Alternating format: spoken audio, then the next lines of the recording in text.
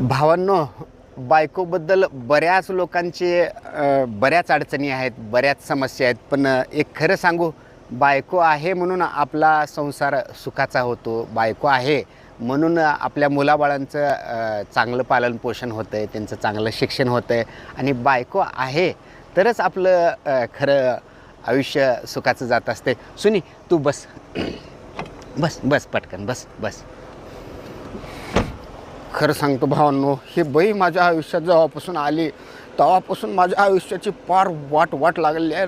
रांगोळी झाल्या माझ्या आयुष्याची. गाडी 200च्या स्पीडनं पळत मी, नाहीतर पळाली असते की नाही हिला फार डोंगराच्या खाली टाकला असतो.